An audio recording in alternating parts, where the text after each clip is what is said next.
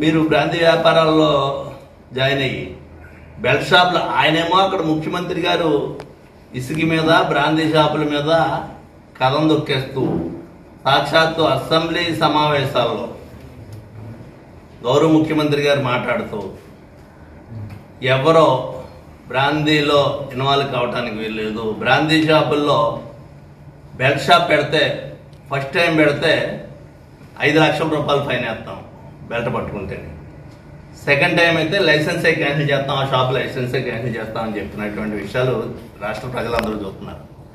ఇవాళ బెల్ట్ షాపులు ఎక్కడా లేవా?